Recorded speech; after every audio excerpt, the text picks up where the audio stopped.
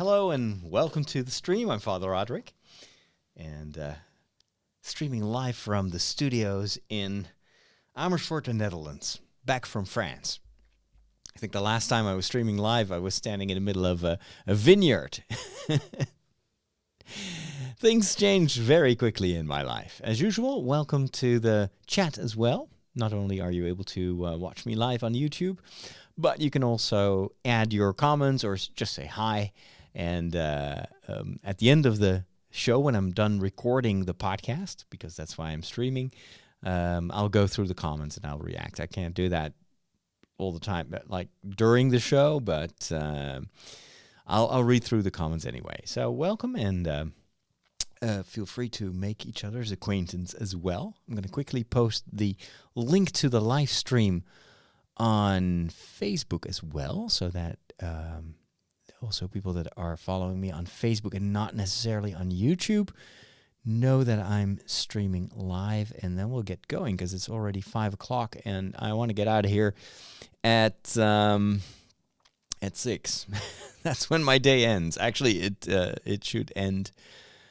Quickly post the. There you go. A half an hour earlier. I hope the audio is fine. If there is anything wrong with either the audio or video, feel free also to post it in the comments and I can read it. Hey, Captain Cube, Craft, and Philip, and Ruben, and Remixy Wixie, and Samuel. I see some familiar names in there. That's always fun. All right, let me see. How do I copy the link? Here we go. And then we'll just go to Facebook. Now that we still have the timeline, the news feed, it seems like Facebook is again going to change everything, which is something they do like every year. It's so frustrating. Hey, Mike. Hey, Don Bosco Held. What's up? Alrighty, join me live on YouTube for this week's podcast. I have a feeling that Facebook is always sabotaging these links to YouTube feeds. You post it and then the algorithm is like, well, it's not Facebook Live, so we're not going to show this to too many people. But we'll do our best. All right. I think everything is in place as far as I can tell. Hey, Howard. Hey, Samuel. I'm doing very well. And so this time I'm back to using my old microphone here. I put it on this side of the table, so it's a little less, let's say, obvious.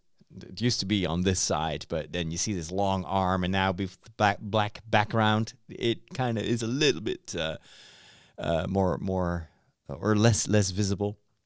But I'm using this microphone again instead of the wireless microphone because the quality difference is tremendous. So I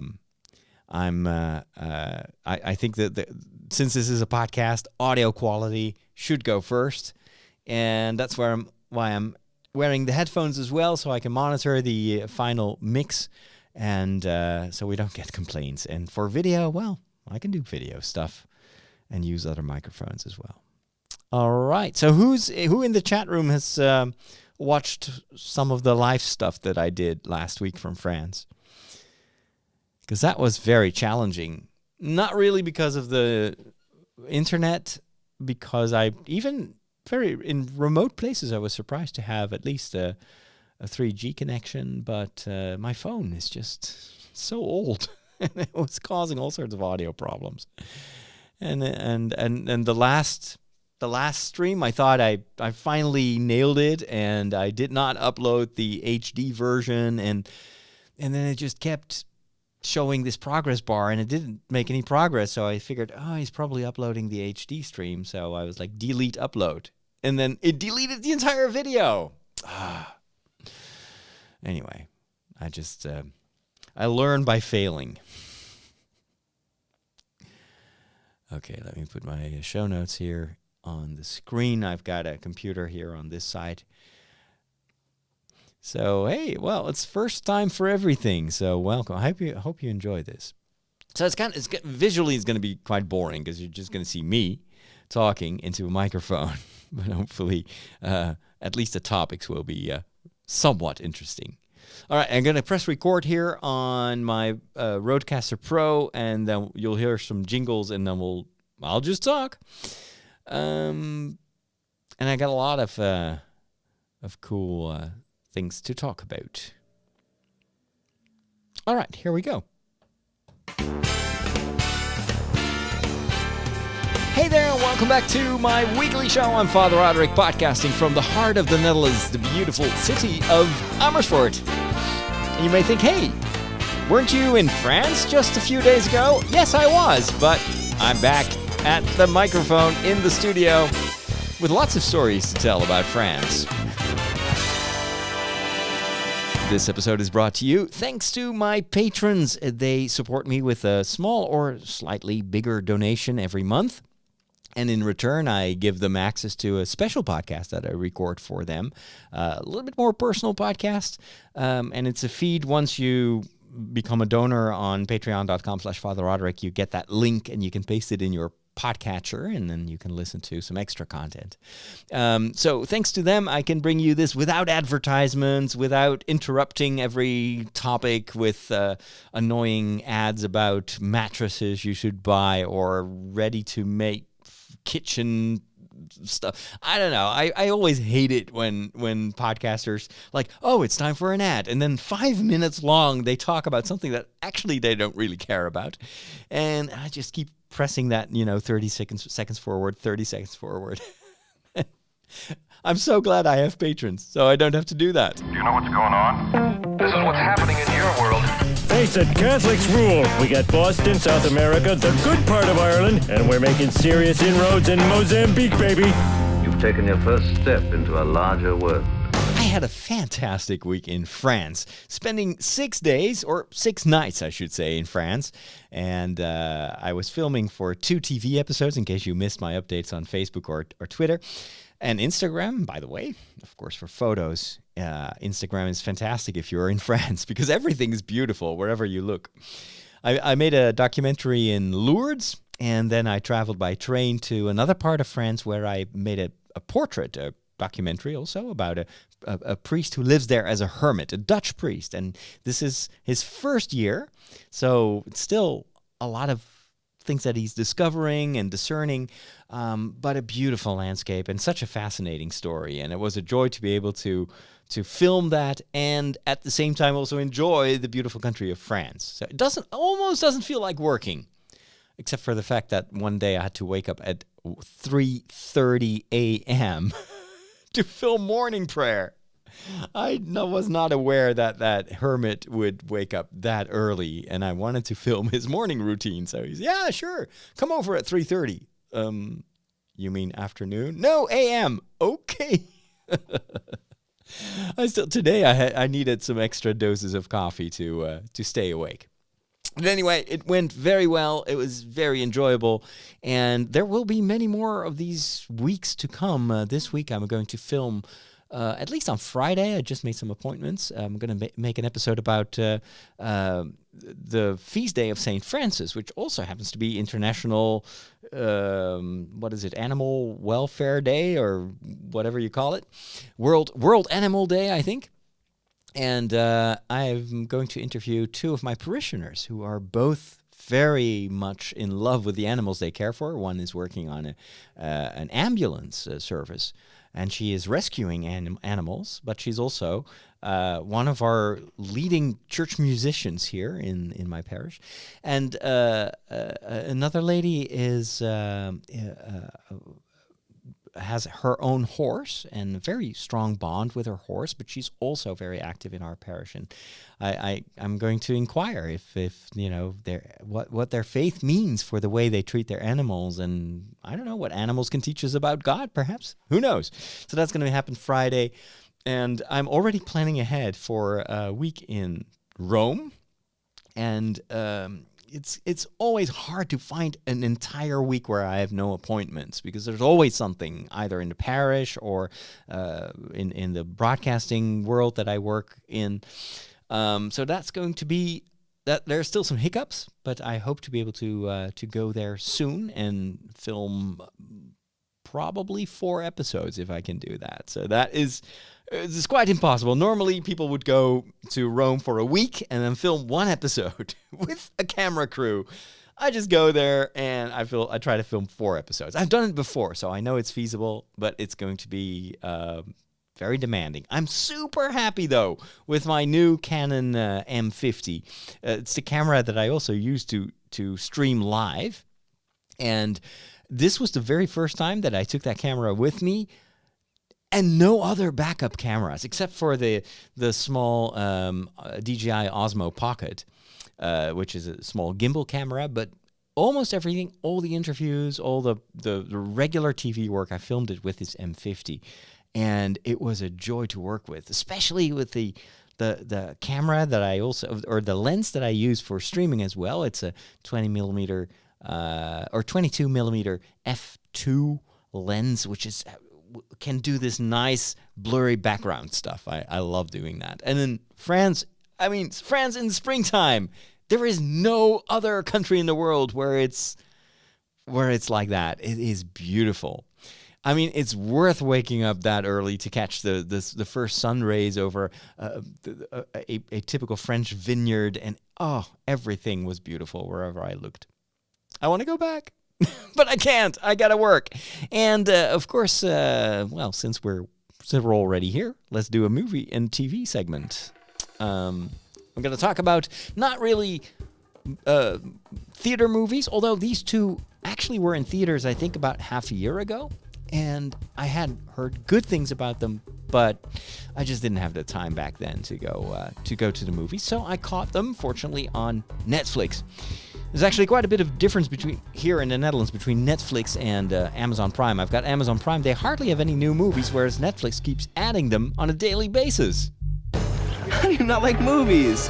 They're predictable. Like, the guy gets the girl, and that kid sees dead people, and Darth Vader is Luke's father. Not liking movies is like not liking puppies. They're fine. I just get bored and never make it to the end. You know, you need a movie education. You need a movication. I'm gonna give it to you.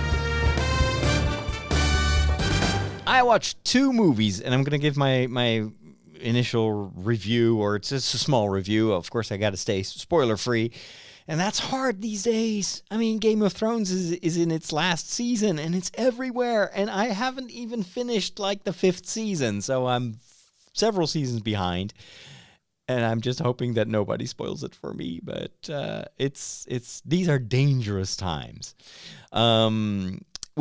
I watched the movie Baby Driver. I heard really good things about it. It's a story about a young boy, not the age that he can have a driver's license, and when we first meet him, he's helping a few bandits, a few robbers to rob a bank, I think, and he's the person who's responsible to make sure they get away. And the driving is amazing. It's very well filmed. And so this young boy or young man has an incredible talent for driving, but you soon discover that he is actually obliged to do that. Not because he himself is a criminal, but he has an outstanding debt with the bad guy of the series or of the movie. And so the story tries to show how he is getting away. Or stepping away from that world, or at least trying to do so, which is very hard. The bad guy is played by Kevin Spacey. This is a role, probably his last role at the movies before the scandal broke loose about his abusive behavior on the set for multiple years. And I have to say, it's a good casting for this role because he is very unlikable, just like the actor appears to be in real life. So, but it's a good movie. I really enjoyed it. The driving scenes are awesome. I always like racing or watching like racing scenes in movies, and it's also a sympathetic story. There's heart in this movie. The second movie that I briefly want to review is a movie that I watched yesterday evening. I stayed up late to finish watching this movie so I could review it here. And it's also a very particular movie, and it stands out because of the way it was filmed. The movie is called Searching, And it tells the story of a father who has lost his wife, and his daughter, who is now, I think, around 22, all of a sudden disappears. And he is using the internet and all the resources that he has on his computer to try to find out what has happened. What makes this movie so unique is that you are actually just watching video screens. You're watching computer screens. And everything, the entire story, is told through Skype calls, through websites that you see, through searches. So you hear a lot of keyboard clicking. And of course, they use video calling as a perhaps the most obvious way to show us at least the main characters in that story. But because it's so much telling the story from the perspective of the father who is searching, you see a lot of your own behavior, online behavior, mirrored in his behavior. So it has the effect of almost makes you feel as if you are the father at times. And how would I try to figure that out? Of course, I would try to find, the social media channels that the daughter was using. And so how do you find out those friends? How do you even know if those Facebook friends are real friends? And it turns out that actually the father doesn't really know his daughter that well. And that creates a lot of tension and a lot of mystery. I thought it was brilliant the way they did this. And it's not, of course, not really a computer screen that you see. It's kind of a recreation, I think, of a computer screen, although some of the stuff is literally screen grabs from real computers. But then some of the other stuff is just the quality is a little bit too good for just a simple webcam. But those are, of course, creative licenses that they had to take to make this presentable on, a full theater size screen. But highly recommended. It's called Searching, starring actually one of the actors who also played in the new Star Trek, the J.J. Abrams Star Trek reboot. I thought I had a window open with that movie, but apparently I haven't. Let me look that up real quick. IMDb Searching movie. It's I think his name is Cho. The movie actually is very recent. It's from 2018, and John Cho plays David Kim, and he is kind of the person who's always on screen, and I have to give it to him. The way he acts is so good that you really believe that you're watching a Skype call, a regular Skype call. Some of the other, especially some of the voices that you hear are a little bit over the top. So there you can tell, that's overacting or it's not real. But John Cho really, I think, makes you believe that you're watching actually a guy who is on Skype. He plays, of course, Sulu in the Star Trek movies, the J.J. Abrams Star Trek movie. There's appears to be another Star Trek movie in development, but I haven't heard much about it. Last thing I heard was that the main actors had bowed out because of conflicts over the budget, because of course the last Star Trek movie wasn't the success that they hoped, and so they tried to lower the wages for the main actors, and they didn't agree. And can you really make a Star Trek movie without Kirk, without Spock? You can't. So it's going to be interesting to see where that goes. Although I have to say, now that Star Trek is back on the small screen, on our TV screens with Discovery, and with the upcoming Picard series and the spin-off, the Discovery spin-off, there's a lot of Star Trek back in my life. And so I'm less interested in the movies, or we don't depend solely on the movies. Now, the only other thing that we need is a good video game. The MMO based on Star Trek Online, is not very good. So here's hoping that we'll get to see more, or get to play more in the Star Trek universe with good video games. Let's visit the Peculiar Bunch. Catholics rock!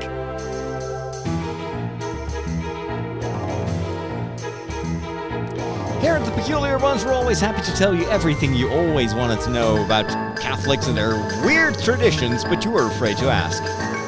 Catholics can be a peculiar bunch. No meat on Friday. Oh, meat? What do they eat? Light bulbs? And today I want to share some of the lessons learned during my time with that hermit in the middle of nowhere. Well, the middle of France. Man, you guys got more crazy rules than Blockbuster Video. So here I was at the train station in Lourdes. I just bought a ticket to travel for about 4 hours by train, first to the city of Toulouse, and then I would have to take another train that would bring me to Carcassonne, which is this fantastic medieval fortress. And that's where Father Theo, the hermit, would pick me up with his car, and I would spend 3 days in the village where he lives. Well, everything went wrong. It turned out there was no train. Nobody warned me. It was impossible to go beyond the city of Toulouse, which is about an hour and a half away from where Father Theo lives. And they just told me, well, you just take a train the next day. I was like, I don't have a next day. I got to be there tonight. The French. Parbleu, sacré bleu. Well, anyway. I called Father Theo. He picked me up in Toulouse. But I came from Lourdes, and I'd been filming, and I was a little bit stressed out because I didn't really have a good plan on what I was going to film. I knew that I wanted to film a portrait of Father Theo about his life as a hermit, but I didn't know what to expect. I didn't know visually if it was interesting. What I knew was that nothing would happen. Because he wasn't going to, do spectacular gatherings with thousands of faithful. He was not going to, rebuild the church So what was I going to film? Except for a priest who was praying. That is, well, of course that is valuable, but I was not sure if that would be visually interesting.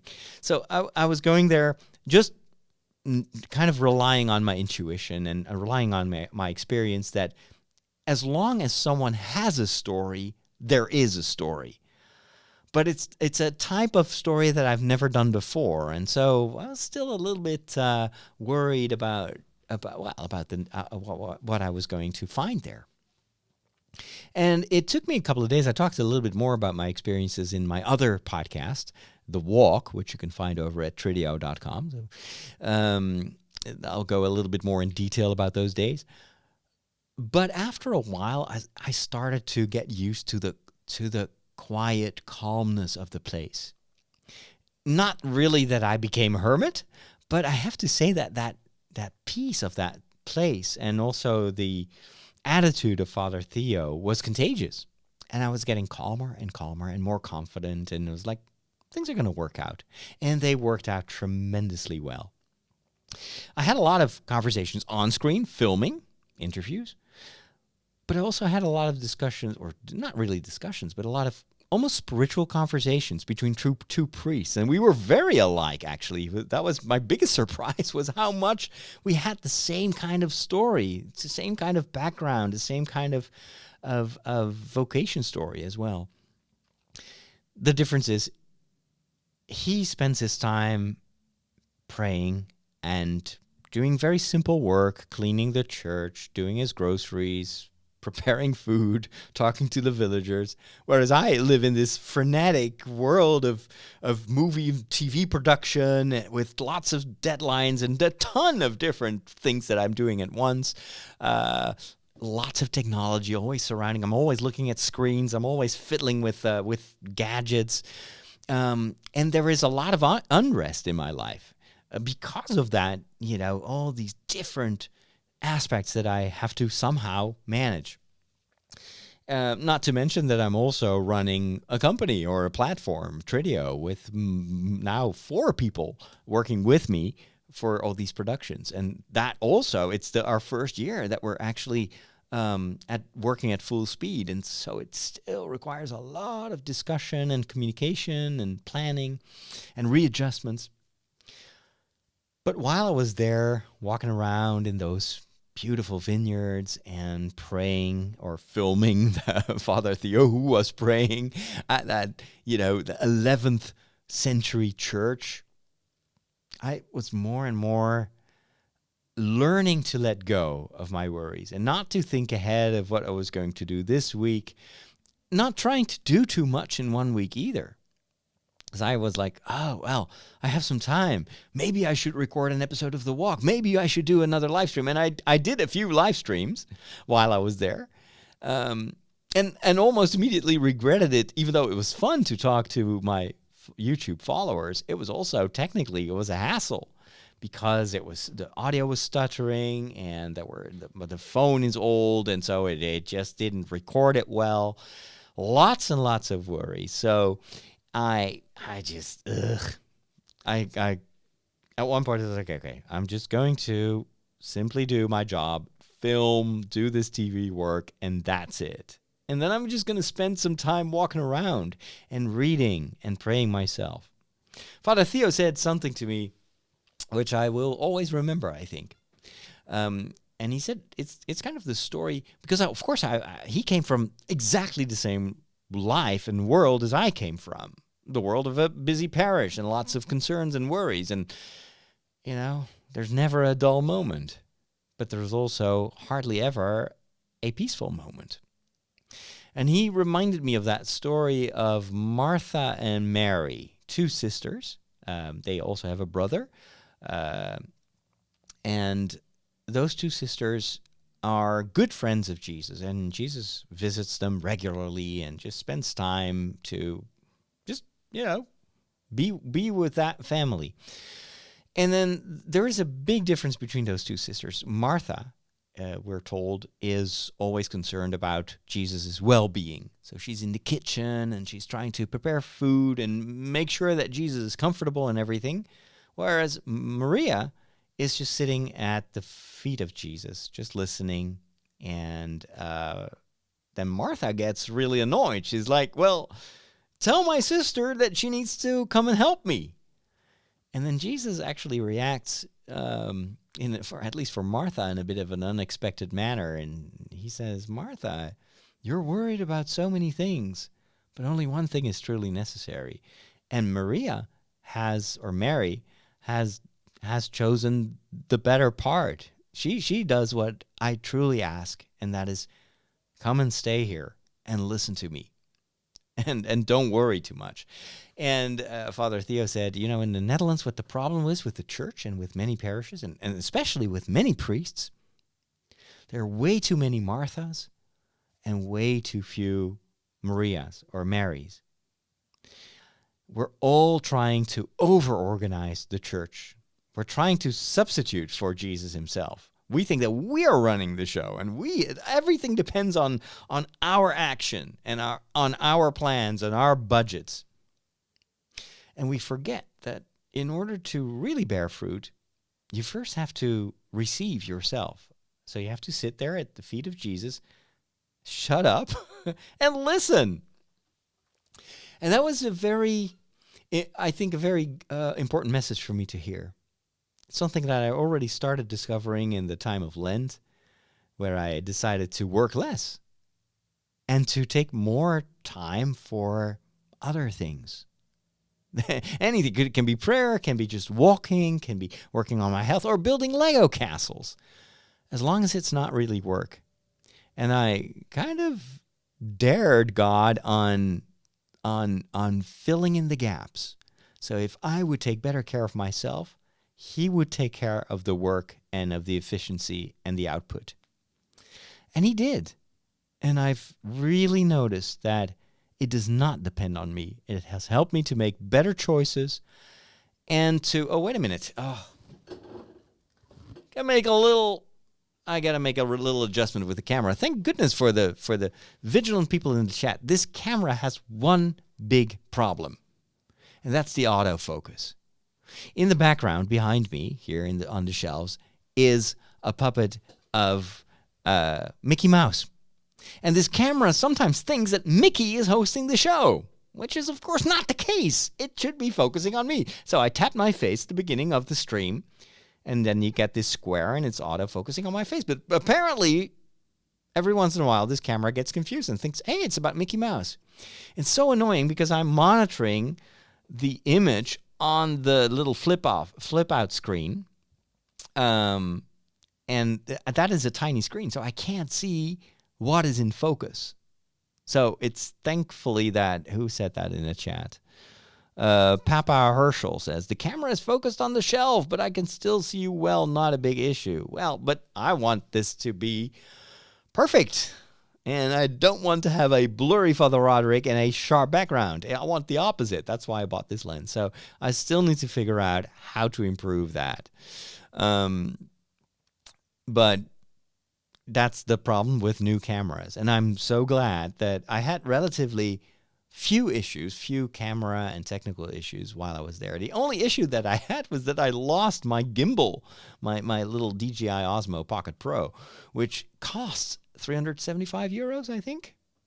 It's quite expensive. And I'd filmed a lot in Lourdes, because in Lourdes I had to work super fast. I had one day basically to film that pilgrimage.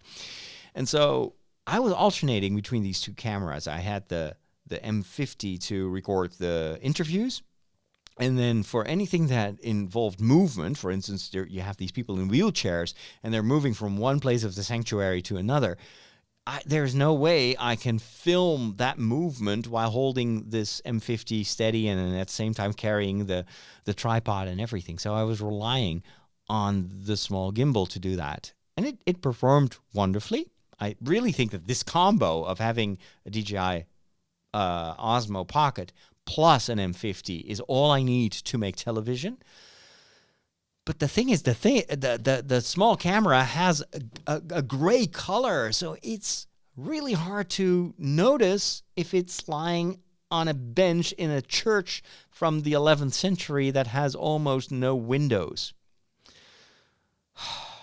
So here's the secret. That this is why I like being a Catholic.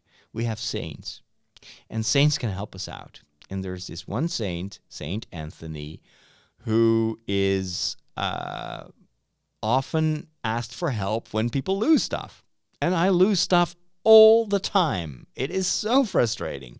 I lose my glasses, my car keys, my equipment, my batteries, my glasses, because I lose them several times per day, my passports, my tickets, my bank account numbers, my login information. So I have like an ongoing travel insurance with Saint Anthony, so that he just helps me find stuff. So I prayed to him, and then that didn't help, and I was like, oh, I hope I didn't leave the camera. I hope it didn't fall out of my pocket, because that's how small these cameras are. I'm wearing this blue jacket, and I just put them in the pockets of my jacket. But it was kind of, these are pretty open pockets. So I was like, oh, provided it didn't fall out while I was filming that sunrise in those vineyards, because that entire place is full of mud, and maybe it has been lying there in the morning, and the water, of course, it's not waterproof. So I was like, oh no, it's gone, and all the footage from Lourdes is gone. But I kept. That was also Father Theo, who helped me just trust. Don't worry about it. We're gonna pray, and things will be all right. And I kept telling myself as well, I was like, things are going to be all right. Even if, worst case scenario, I lose that camera, it's just hardware. And most of what I filmed it with the M50. So I'm going to be fine. I shouldn't worry about this. And then, of course, I went back to the church while Father Theo was taking a nap, because he wakes up at 3:30 in the morning. So God bless him. He needs a nap. At the same time, I was walking in that church and searching, and I was almost certain I'd retraced all my steps, the entire village. Wherever I walked, I looked and looked and looked, couldn't find it. So I was almost certain it had to be in that church, but I couldn't find it. And I checked the benches several times, and it's, I'd asked Inge also to say a prayer. Sometimes you need to have other people who also help you. And lo and behold, there is the camera. So I found it. It's all good. I'm going to stick a bright fluorescent orange sticker to the casing of that camera. I don't want to be in this stress anymore. I just want to have stress-free filming days. Anywho, so so someone is sneaking into the offices. Why? It's Martin who thinks that he needs to help me focusing on not on the bookshelf. But you know what? It bugs me more if someone is trying to get into the office unnoticed because they never can. That is so much more distracting than a camera being out of focus. So please don't walk in here when I'm filming. All right, let's go to the next topic. Books. When did you become an expert in thermonuclear astrophysics? Last night. The packet. The extraction theory papers. Am I the only one who did the reading? Reading. I did a lot of reading actually last week. Both audiobook reading. I'm still in the middle of Wheel of Time, the first book. The Eye of the World. What a great book. Oh my goodness. I can't stop reading. I'm totally addicted already. And from what I've heard, it only gets better. At first few chapters was a bit hard because you get introduced to a lot of names, a lot of characters, and you're not sure if that's going to pay off later. And sometimes you read these books and you meet a ton of people and then you never meet them again. Well, it turns out that all the characters that you meet in the first few chapters return for the rest of the story. So, thank goodness. And the story is great. It feels a lot like it's a cross between the Lord of the Rings and a video game. An MMORPG. It's got a lot of those fantasy elements that I'm very familiar with. Actually, when I picture the scenes and the chapters, I picture what's the Black Desert game. So Black Desert Online is a Korean MMORPG, but it's got a beautiful fantasy setting. And so when you get these descriptions of towns and villages and nature, a lot of that is exactly like the world that I know from Black Desert, although the story of the Black Desert MMO is terrible. It's really weird and not really important. So it's not a very good game, but it looks beautiful. And so now I'm reading this book, and all I see are the images of all these different environments that I know from that MMORPG game. But now I have a good story taking place in that environment, so that was really cool. So definitely check out the Eye of the World in the Wheel of Time series. If only check out the first book. You'll love it. If you're anything interested or remotely interested in Tolkien, you're going to love that book as well. The second book that I bought is a book about Leia, Princess Leia. Yeah, Star Wars. There's some people in the chat room that cannot wait for me to talk Star Wars. And they would prefer me to talk Star Wars and only Star Wars all the time. This book is written by Claudia Gray, and it was on sale on the Amazon Kindle store. And so I picked it up for $1.99, and Claudia Gray, and I did not realize that, also wrote one of the most beloved Star Wars stories in the new canon, which is called, I'm looking it up right now here on my Kindle app. I bought it a while ago. It's Lost Stars, which is, from what I've heard, one of the best Star Wars novels ever written. And so Claudia Gray also did a book about Leia, and I think it tells the story of what happens in the kind of the lead up to The Force Awakens. So it shows you how Leia kind of became the general that she is when we meet her in The Force Awakens. But Claudia Gray is really good at character writing, and I think what marred a lot of the expanded universe books in the Star Wars literary world is kind of the focus on all the flashy special effects stuff, and they describe battles and aliens and stuff. But ultimately, why do we love Star Wars is because of the characters. How many times do people ask me in the chat, who's your favorite villain in Star Wars? Who's your favorite Jedi? Who would win, Count Dooku or Obi-Wan Kenobi? And who's got the higher ground? Well, hello there. Well, anyway, so Star Wars ultimately is not about spaceships. It's not about sword fighting and Jedi tricks. It's about character. It's about self-sacrifice. About these very fundamental human themes that are also part of our lives, and we can relate to the characters because they're not very far away. I mean, the opening says a long time ago in a galaxy far, far away, but what you realize is when you watch Star Wars, you realize this is not so long ago, and this is actually really nearby because this is about my life. This is about my story, about the things that I care for. So I hope to read this also in between, the chapters of Wheel of Time. So check them out, and in case you missed this sale, that's why you need to follow me on Facebook and on Twitter, because that's where I post these book tips.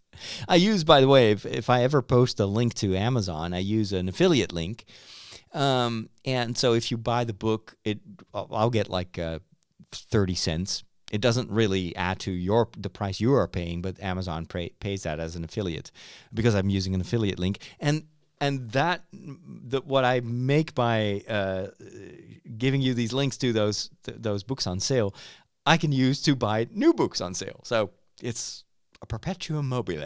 It's it's auto. How do you say that? That's kind of what I hope for my YouTube stream as well. I've been doing these Lego casts, and it's a lot of fun. I'm just building Lego sets, and then I'm chatting, and then I've now finished the Harry Potter castle, and people are like, oh, you should totally build the Death Star set. I'm looking up the Death Star set, and it's like hundreds and hundreds of dollars. And I'm like, oh, that is so expensive. And now a couple of people are encouraging me, well, there are several methods where you can do, people can tip you while they're watching the stream. And apparently this is a very common thing, especially for the people on Twitch, the gamers that are streaming their game sessions. The people that are watching are also providing the funds to buy new Lego sets. So hopefully we'll get there. That would be a lot of fun to do something with the community. The community can finance the Lego sets. I can build them and we can chat, and then that will hopefully attract more Lego aficionados, and, well, just like with the books. Alrighty, it is time to talk science, because there are some very cool developments when it comes to space exploration. And not just faraway solar systems and black holes, but apparently we're going back to the moon. And I'm going to live to see the day, well, hopefully, God willing, that new people are going to land on the moon. And it's all thanks to our millionaires in the world. We've got our, what's his name? The guy who builds the cars. And then you've got Jeff Bezos, and we're going to talk about him. The scientifically wonderful world of science. What sort of science? Welcome back, science friends. Okay. Jeff Bezos wants to go to the moon, and he wants to go there in, I think, 2024 already. So he presented on a secret meeting his plans to go to the moon. And I always have to think about that little record. I had a small record player when I was young. I'm very ancient. And I had this 45 rotations a minute disc, and it was the story of the first moon landing. And it would be this wonderful compilation of audio clips. So you would hear John F. Kennedy say this famous talk where he announced that we will go to the moon and do the other thing. Then you hear the rockets, and you hear the chatter of the astronauts, and then you hear it's one small step for man, one giant leap for mankind. I've listened to that particular disc or record hundreds of times. I could do the entire record by heart. That's how much I love listening. Because while I was listening to those audio clips, I imagined the movie, that's what audio can do. Anyway, apparently Jeff Bezos wants to go to the moon, and he has designed a new moon lander. And what makes this so interesting is that not only, and Elon Musk is also, of course, as you know, experimenting with space travel and making that more affordable. But Jeff Bezos has built the prototype of a new moon lander, but he intends to stay on the moon. It's not just visiting and going back home, but he wants to build moon bases, just like the ones that we know from the science fiction movies, or Artemis, the book where there's a moon colony. And so they are developing techniques to mine minerals and stuff and metals and whatnot, starting with water, by the way. They want to go to the South Pole of the moon and use hydrogen from the frozen water that's on the moon in order to fuel rockets to explore other parts of our solar system. Fascinating. So it is, cool. Very, very cool. My staff keeps telling me that the screen is out of focus. Please, guys, don't do that. It distracts me. Just let me do my thing, okay? I'm really eager to discover what is going to happen once we get settlements on the moon. We have this International Space Station. I already think that is amazing that we have people living permanently in space for many months, let alone if we get people living on the moon. I can't wait to see the day. We live in awesome days. We are on the cutting edge of technology. Wow. Well, what does that mean? Let's plug it in. It's going to say, hey, I see you plugged in a new device. And it's going to load in the appropriate drivers. You'll notice that this scanner build... Whoa. Well, all your technology stuff, it just ends in disaster. But there is one more thing. Final topic of the day. We need to talk tech because we had two major conferences taking place. First of all, the yearly Facebook Developers Conference, which is called F8. I'm always interested in these Facebook meetings because Facebook, of course, is dominating the world.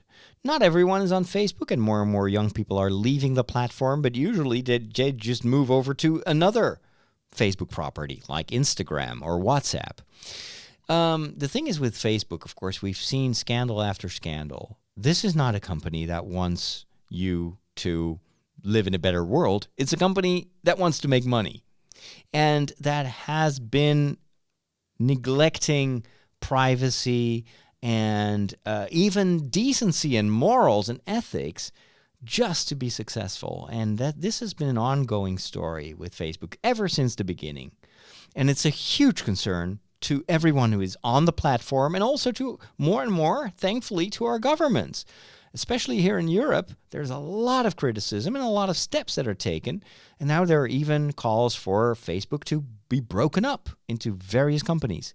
It's not healthy. It's not good to have one company that has such a stronghold on the way we communicate and interact. We used to be afraid of certain governments, certain countries that were getting too influential. But these big companies like Google, like Facebook, are starting to become even more dangerous than certain countries because they're controlling information. Look at what happened in the United States around the elections and how these companies can be used, and sometimes they're even collaborating because they want to make money. They can be used to threaten our democracy. Or democracies to threaten world peace, and this fake news. Well, you know the discussions. This is why it is so important that there is an ongoing discussion. I think the church also has a message here. The church every year publishes a letter on. A Pope writes a letter for World Communications Day, and it's not, of course, not just the Pope who writes those letters. It's his staff also that reflects upon the human consequences of the way we interact digitally and in the way we communicate.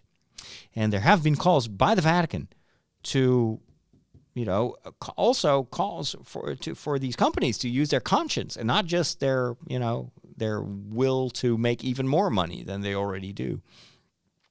So anyway, Facebook now has pledged, and this is also, of course, because of all the lawsuits that have been filed and also all the fines that they have to pay because they've been neglecting the rules, the privacy rules here in Europe. Google, same thing. They constantly are fined because they just are not careful enough. And it's only partially because these companies are run by nerds. I don't fall for that. I mean, it's a big company. It's just that they don't invest enough, I think, in ethics and in people that keep them accountable. They just go for the big money, and they squander, I think, our privacy and all the data that they gather. And it's starting to have consequences for them, monetary consequences. And now they're starting to make changes. And so Facebook has now pledged that privacy is the new keyword. And so they're going to try to get rid of the news feed, because the news feed, of course, you can just pay money to be in the news feed of people. So you're being manipulated. We do that as well with our, TV shows and our social media posts in order to get them on. You get more eyeballs. I've been paying some, not much, usually like $10 every once in a while, to see if I can get those videos to a larger audience. Well, results are very disappointing. It's very difficult to do good targeting if it's not for commercial purposes. And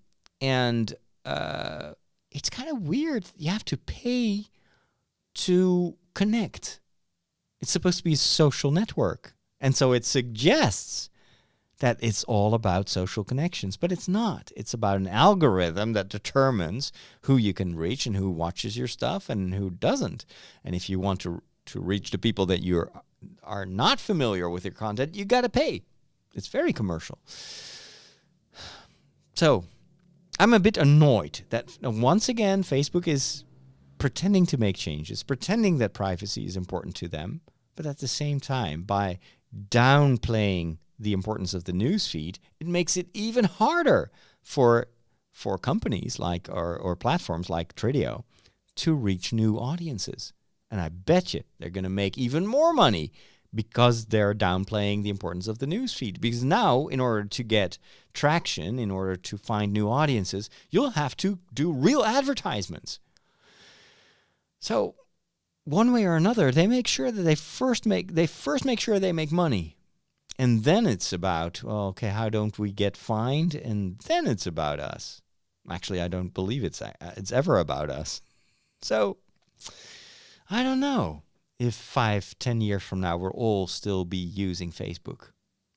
I think they're really getting to the edge where they may fall off, or we may fall off and just go elsewhere. But where will we go?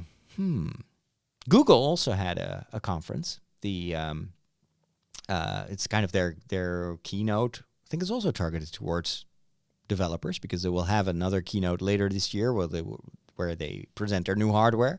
But they still presented us with a little bit of new hardware.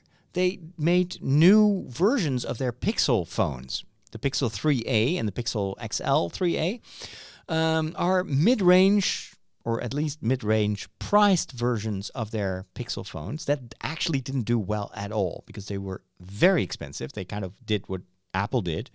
Let's just charge, $1,000. And then, but there are a lot of other phones that are not as expensive and are almost as good. Of course, they're not as good as the Google phones because of the software, and the camera software is very good.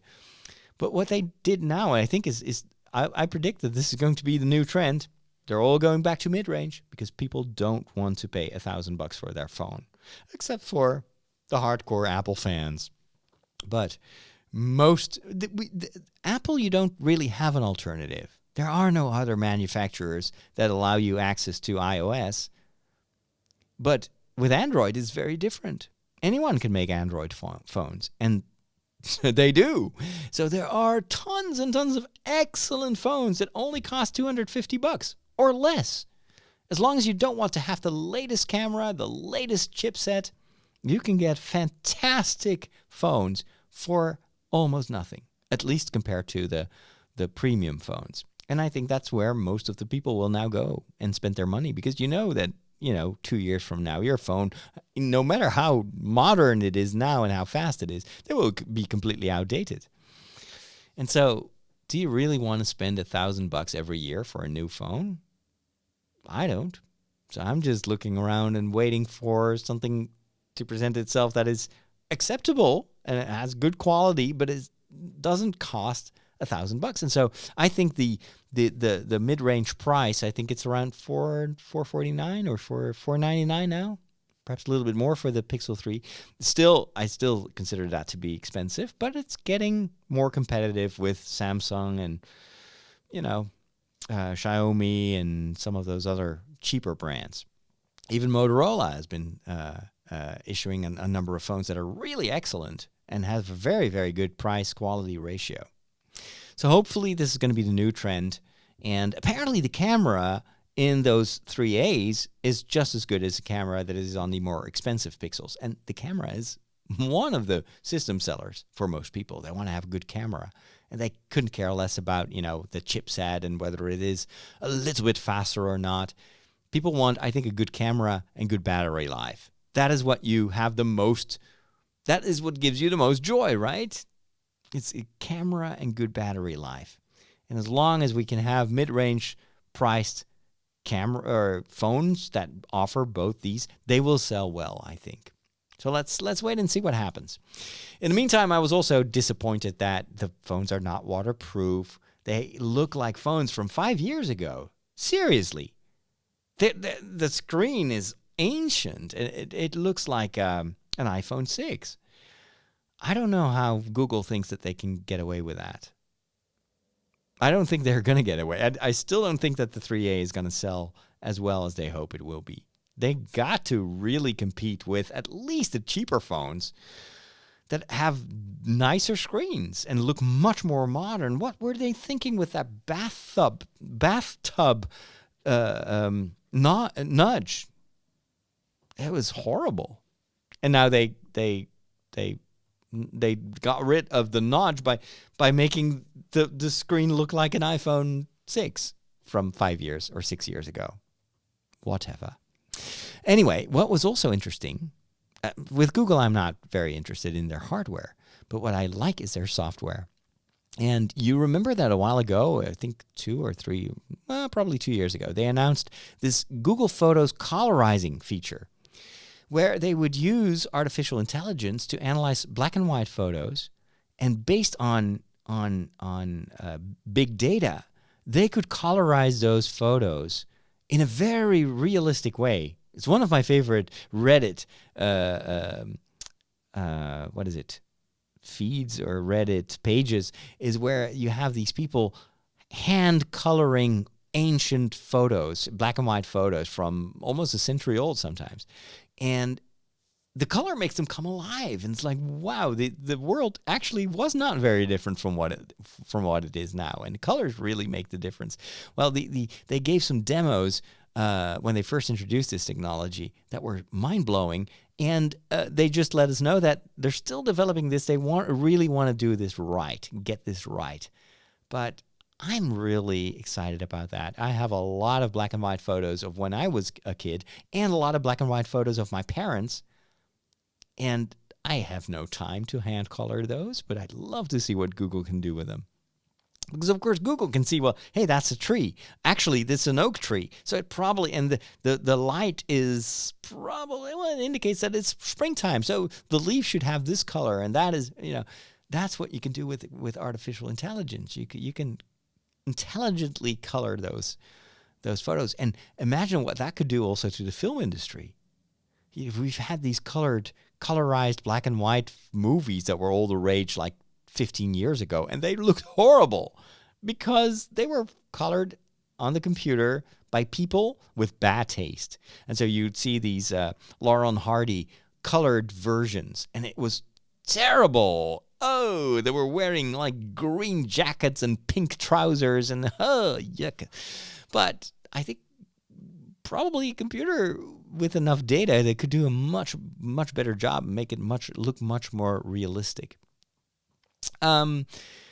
Another interesting announcement was that a podcast app that is available on Android, they're going to make it available on iOS as well. And it's actually already working in the browser too. If you look for podcasts in Google and you click on the search results, it will actually make those podcasts playable in your Chrome browser. And it will even sync with the Android app. I really like the Android podcast app. It's simple, But it works. And what I like most about it is that it works with my Google Home system. So I can ask with my voice for Google to play those podcasts, and it will remember where I was, and it's got a lot of advantages. It was unfortunate that it wasn't available on Apple because I don't use Siri. Who does use Siri? Oh, okay. Apple fans use Siri, but Siri is terrible. So I don't want to use Siri, but I do want to listen to podcasts, and I don't want to, do that manually. I'm used to being Captain Picard at home. I need my house to listen to me. So I'm super excited that they're going to bring that app also to iOS so it can sync my subscriptions. And then Facebook also had some interesting news. They announced the pre-orders of the 2 new virtual reality goggles that they manufactured. So the Oculus Quest, it's going to be wireless VR. It's going to be available for $399, and the Rift S, which is also going to be available for around the same price. That is tethered to your PC. It's kind of like a slight upgrade of the original Oculus Rift, and I was a bit disappointed that they didn't up the resolution, the screen resolution, nor did they, and that is to me is much more important, nor did they increase the field of view. For me, VR will be a success if they manage to give me a field of view that resembles my actual field of view. I don't want to have the feeling that I'm wearing goggles or, like a diving suit. And that's unfortunately still the case with a lot of this VR technology. And it's, of course, because the lens technology is hard to develop. And the bigger your field of view, the more pixels need to be calculated. And well, the hardware is just not there yet. It will only take a few more years, but that's what's holding me back from purchasing a Rift. The advantage of a Rift, of course, or the Valve also introduced a new set of goggles, but it's very expensive. The thing is, it's tethered to the computer. What the advantage is, you can play any PC game that is, available on Steam. Well, not every game, but a lot of games can be converted to VR, so you can actually play Skyrim on the Rift. And there's no way you can do that with the Oculus Quest, because the Oculus Quest runs on a processor that is 2 years old or 3 years old. It's a mobile phone processor, and then, of course, not as good. The Android processors are not as good as the Apple stuff, or what Apple is developing in chipsets. So maybe Apple will have a surprise for us in the near future where they will show their version of augmented reality or virtual reality or a combination thereof. And Apple has been developing these amazing chipsets. And I think if Apple opens an app store for VR with fancy goggles that everyone wants to have, they will make a lot of money. What Facebook hopes is that the Oculus Quest is going to have a system seller, and that is going to be a Star Wars game called Star Wars Vader Immortal, where you will face the Dark Lord in VR. And I've read some reviews, and apparently it's pretty groundbreaking what they were able to do. It's very filmic. It's a 45-minute experience. You're really with Darth Vader in his castle. And from what I've heard, even people that don't think that Darth Vader is very scary in the movies, because he's just an old guy in a suit, in VR, he is very, very scary. So, interesting. However, just one Star Wars game of 45 minutes, is that enough for me to purchase a $399, and it's even more expensive in euros. It's $450, I think. Just for that? I don't know. I like my Oculus Go for simple things and small experiences, and the Quest is kind of like that, but more focused on games. But I don't actually play that many games on the Oculus Go. So it all depends on the software. I still hope that one day we will be able to play just regular PC games on a virtual reality set. I mean, I'd love to play Euro Trucker in VR and just being able to drive around. That would be so cool. You can actually already do that with the Rift. But then again, the Rift S It's kind of an intermediate device. So hopefully soon there will be a better version, perhaps next year. All right, it is starting to, it is time to wrap up this show. We've been chatting for about an hour. So thank you so much for stopping by. I want to apologize to my YouTube viewers for the blurriness of the picture from time to time. One day I'll get this right. But for those of you that are listening to the audio, you couldn't care less, because audio is never blurry. Thanks for listening. Thanks to my patrons over at patreon.com/Father Roderick. See you next week. God bless.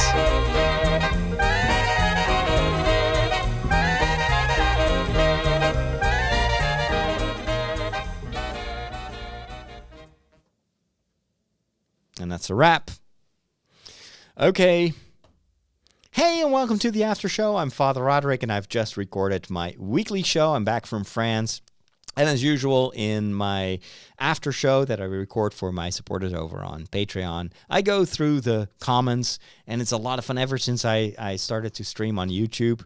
There's so much interaction. And sometimes I would just like to record a show just chatting with my friends on YouTube, because they have a ton of questions, and I don't have to think about topics myself. They will just ask me a question and I can talk.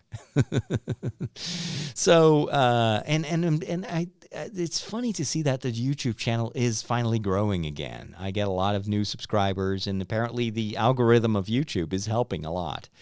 So tonight I'm actually going to do some more Lego building. So if you are in the area and you see me online on YouTube, make sure you click that bell icon if you subscribe to my channel. So, by the way, the channel is youtube.com/Father Roderick, and there is this bell. It looks like a bell. And if you click that, you'll get a notification if I go live, because YouTube normally only shows you the new episodes or live streams of streams that it thinks you're interested in. So anyway, I'm looking forward to resuming my Lego activities on YouTube. The first question that I got was about Star Wars, I think. Let me see. Some people think it's funny when I watch the trailers. Actually, I got a lot of requests asking me if I could do a live reaction on this reimagined scene of the fight between Darth Vader and Obi-Wan Kenobi. Of course, you remember they filmed that lightsaber duel, which was the first lightsaber duel that we saw in the world of Star Wars. But Obi-Wan Kenobi was already a slightly older actor, although he wasn't as old as people thought he was, actually. And also Darth Vader, Anakin Skywalker, was supposed to be kind of an older man. And so the sword fight is a little bit clunky. And that kind of jars a little bit with other sword fights that or other lightsaber fights that we've seen in the prequels, for instance, or in Rogue One, where you see this final scene with Darth Vader, and Darth Vader is like, oh my goodness, he's so menacing. And then you watch the scene in A New Hope, and he's like, oh, actually, he's not that menacing. So there is this YouTube channel that has a video where they kind of redid that scene, making it much more exciting. I haven't seen it deliberately. I haven't watched it yet. I'm going to record a reaction video to that. And perhaps I'll like it, perhaps I will hate it, because I'm an old Star Wars fan, and there are some things that are sacred. And I kind of liked the explanation that George Lucas gave. Like, these two Jedi are over their prime. They're old men, and so they've lost a lot of their agility. But I can also see the opposite argument. Well, the Force made Yoda bounce around like a frog on 2 liters of Coca-Cola. So, which actually is one of the scenes that I hated in the prequels. The fight between Dooku and, was it Dooku? I think it was. No, it was the Emperor and Yoda. Or was it Dooku? I don't. Whatever. That's how little I care for that lightsaber fight. Oh, man, that Yoda. No, that was so wrong. It totally robbed Yoda of his dignity. Anyway, 4G wants to know if I watched Game of Thrones. Yes, I do, but I'm like 3 seasons behind, and it is so difficult to stay spoiler-free. But, yeah. Actually, I think it's a good thing that it is... that it's ending now. They've been pushing it too long. There also are not going to be like 5 or 6 spin-off series. I think that was probably at the height of the success of Game of Thrones. I think they're going to do 1 or 2 spin-off series. I'm not sure if that's going to be the same success as Game of Thrones. It was unique, but I'm glad they're finishing it now. We have Cherry Hervé from France, I suppose. Bravo, c'est une très belle chanson en musique. Merci beaucoup, à bientôt. So he likes the music that I play in the jingles. And then there's someone asking, who is my favorite character in Star Wars? And literally, every time I go online on YouTube, I get that question by different people. And my favorite character in Star Wars is Luke Skywalker, because that's the person that I identified with as a child. I also really like not Obi-Wan, Yoda. I never really cared about Obi-Wan. It's very strange. A lot of people are huge fans also of the Obi-Wan from the prequels. I don't know. Yeah, it's just not my type of Jedi, I guess. I'd rather be trained by Yoda. There's something really wise about him, and I like that Yoda is going against conventions, whereas Obi-Wan is just a regular Jedi with a beard, and I don't know, he's a bit distant also, and I don't like the fact that he kind of not really lied to Luke, but it's a matter of perspective, that kind of stuff. I don't like that kind of behavior. So never been a real fan of Obi-Wan. But Yoda, yeah, I'd definitely travel to Dagobah for some Jedi training. All right. Let's see, what else have we in the chats. It's a lovely day in England. I even have shorts on. How is the weather for you in Holland? Well, I don't wear shorts. But it's good to see that we have some visitors from London. And my mom thinks that the reason that there are so many, we had this discussion about Martha and Mary. And there are way too many Marthas in the Netherlands and in the church than there are Marys. So people that just listen or put listening first. According to my mom, and it's basically because of the Calvinist and Dutch mentality. I'm not sure about that. I know a lot of very contemplative Calvinists. I think it's just the times that we live in. We're always hunting for more experiences, more. We want to experience everything. We have 50 hobbies.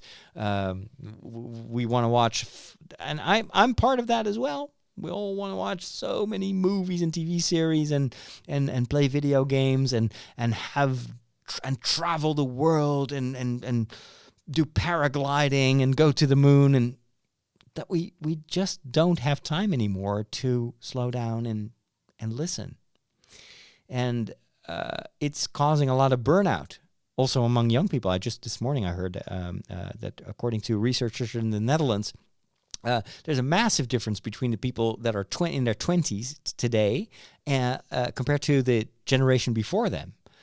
And almost anyone in the 20s is delaying the big decisions in their life. They delay marrying. They delay starting a family. They delay starting a job.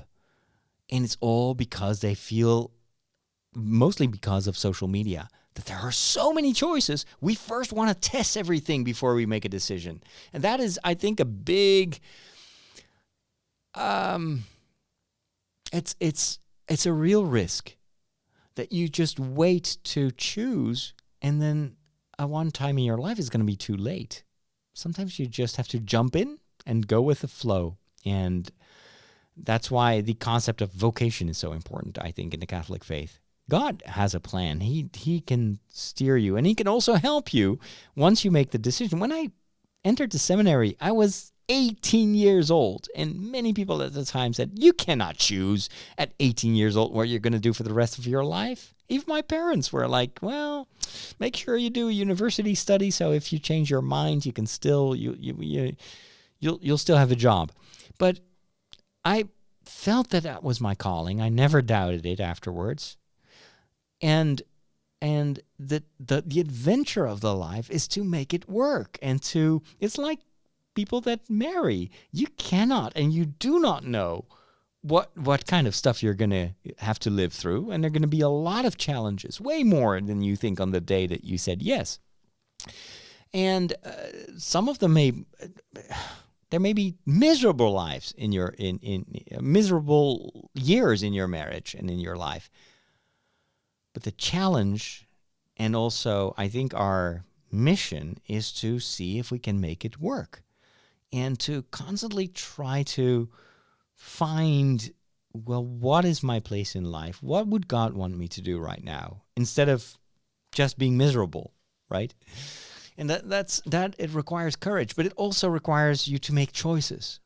And it's only after you make the choice that you sometimes receive the grace to do all the follow-up consequences of that choice.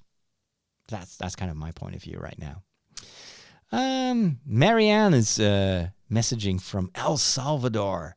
Says, I really want to thank you for your channel and for your positive energy.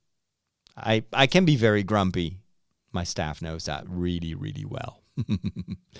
And Marianne, she is right now in El Salvador, but she's from France.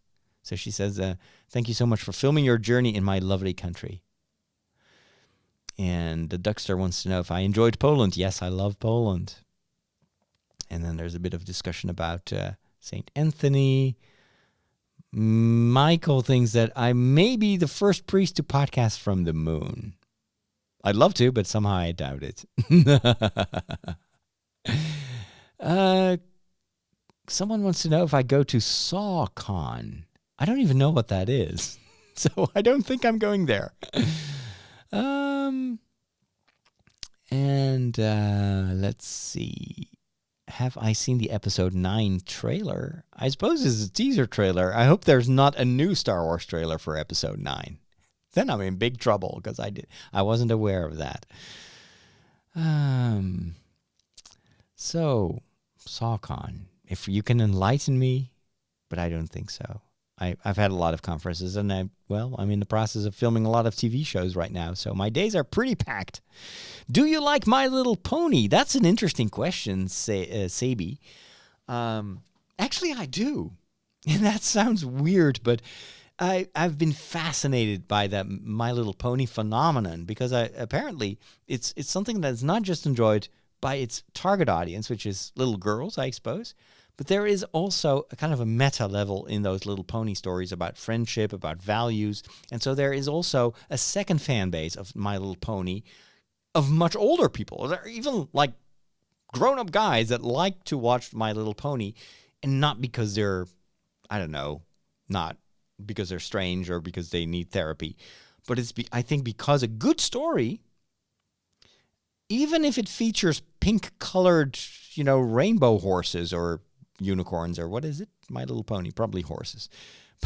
But a good story is a good story. And it works even if the form in which that story is presented to you may not be exactly targeted towards That's why people can enjoy science fiction movies even if they don't like science fiction. Sometimes stories just work. And I think that's the case with My Little Pony. I think it's pretty genius. I actually watched a number of episodes, and it's like, I think I get it. I think I know why this works, because these stories are really telling something about our condition in this world and the choices that we have to make, and the values and what is important in life. And ultimately it's all about friendship. All righty. What is my favorite Clone Wars Jedi? I have no idea. I'm not that much into Clone Wars. I guess Ahsoka. Yeah, she's cool. That's definitely not Anakin Skywalker. He's way too whiny for my taste. Anyway, hey, I need to start wrapping things up. Sis Librarian wants to know if I play Dungeons and Dragons, or have I ever? No, unfortunately, still haven't tried that out. I want to do. I want to try that out, though. There's one board game. I'll give you this as a bonus. I wanted to talk about it on the podcast, but I ran out of time. I've been playing the Midara board game, Middara. Just look it up. It's a great board game. Love it. Fantastic. That is the kind of, when I heard the instructions, I was like, ugh, so much calculation and so technical. Once you start playing it with friends, it changes everything. So that's the game I will be playing for the next couple of weeks with my friends. Midara. It's a crowdsourced board game, I think. And it's awesome. All right, that wraps it up for today. Thanks for listening. I'll talk to you guys soon. Take care, and God bless. Time to prepare dinner. Talk to you guys later. All righty. How do I stop this? Where is the software that I used? There it is. Ecamm Live. All right. Ciao. And may the force be with you.